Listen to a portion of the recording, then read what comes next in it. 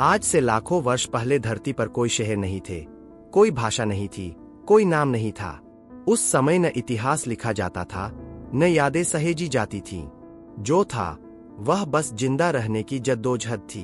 घने जंगल, अंतहीन मैदान, बर्फ से ढकी पहाड़ियां और अंधेरी गुफाएं, यही आदि मानव की पूरी दुनिया थी। दिन में सूरज उसकी आंखों को चुभता था और रात में अंधेरा उसके मन में डर भर देता था। हर आवाज मौत का संकेत हो सकती थी, हर परछाई शिकारी बन सकती थी।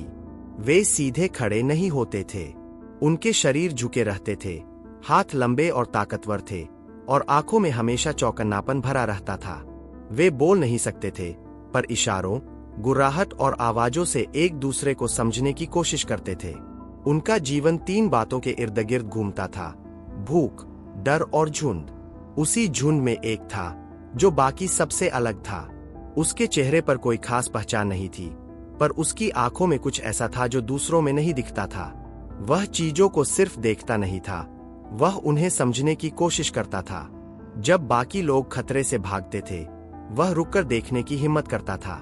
जब कोई आवाज आती थी, वह डर से नहीं, जिज्ञासा से भर जाता था। एक दिन आसमान काला हो गया, बादल जोर जोर से गरजने लगे, बिजली गिरी और जंगल के एक हिस्से में आग लग गई। आग देखकर पूरा झुंड डर के मारे भाग खड़ा हुआ। आग उनके लिए मौत थी, विनाश थी, लेकिन वह वही रुक गया। उसकी आंखें आग की लपटों पर टिकी रहीं। आग जलाती थी, पर साथ ही गर्मी देती थी। ठंड से कांपते शरीर के लिए वह गर्मी किसी वरदान से कम नहीं थी। पहली बार उसने रात को बिना ठंड के बिताया। पहली बार अंधेरा पूरी तरह उस पर हावी नहीं हुआ। धीरे धीरे कुछ और भी उसके पास आने लगे। आग ने उन्हें रोशनी दी, जंगली जानवरों को दूर रखा और मांस को नरम बना दिया। लेकिन आग के साथ डर भी आया। कुछ बुजुर्गों को लगा कि यह कोई खतरनाक शक्ति है जो अंत में पूरे झुंड को नष्ट कर देगी।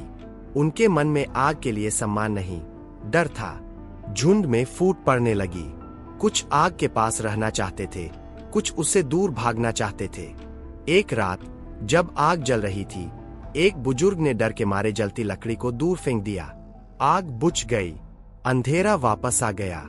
उसी अंधेरे में एक हिंसक जानवर ने हमला कर दिया। चीखें गूंजी, शरीर गिरे और सुबह जमीन पर खून था। वह पहला मौका था जब आदि मानव ने समझा कि अज्ञान भी उतना ही खतरनाक हो सकता है जितना कोई जानवर। समय बीतता गया। उसी एक ने देखा कि कुछ पत्थर टूटकर धारदार हो जाते हैं। उसने पत्थर को पत्थर पर मारा और एक नुकीला किनारा बना। वह पहला औजार था। उस औजार से शिकार आसान हो गया। भूख कम हुई, झुंड बड़ा होने लगा। लेकिन जैसे जैसे संख्या बढ़ी, वैसे वैसे लालच और संघर्ष भी बढ़ने लगा। एक रात गुफा के बाहर अजीब निशान दिखे। ये जानवरों के पैरों जैसे नहीं थे, वे इंसानों जैसे थे, पर अलग।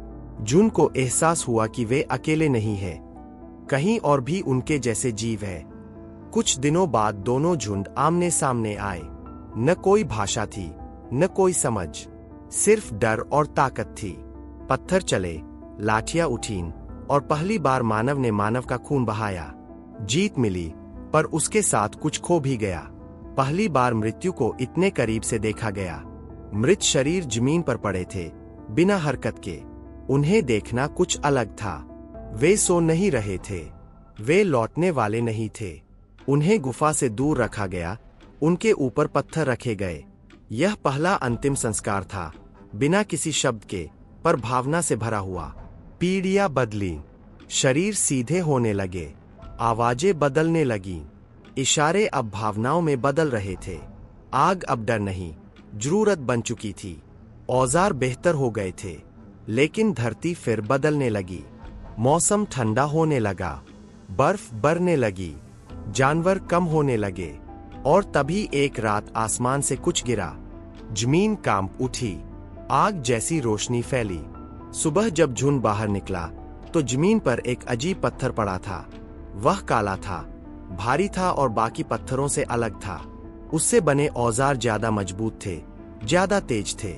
लेकिन उस पत्थर के आसपास अजीब घटनाएं होने लगी। कुछ लोगों को सपने आने लगे, कुछ को रात में आवाजें सुनाई देने लगी। धीरे धीरे डर शब्दों में ढलने लगा। आवाजों का मतलब बनने लगा। कुछ लोग कहने लगे कि यह पत्थर आसमान के देवताओं का है, कुछ बोले कि यह विनाश लाएगा, कुछ ने इसे छुपाने की बात की। झुंड फिर दो हिस्सों में बंटने लगा। और फिर आई वह रात। आग अपने आप तेज जलने लगी। वह आसमानी पत्थर चमकने लगा। जंगल असामान्य रूप से शांत था। तभी गुफा के बाहर एक साया दिखाई दिया। वह किसी जानवर जैसा नहीं था, वह सीधा चलता था।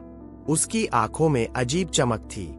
वह मानव जैसा था, पर पूरी तरह मानव नहीं। आदि मानव आग के चारों ओर खड़ा था। कोई नहीं जानता था कि वह साया कौन है, कोई नहीं जानता था कि वह पत्थर सच में क्या है। सिर्फ इतना तय था कि यह अंत नहीं है,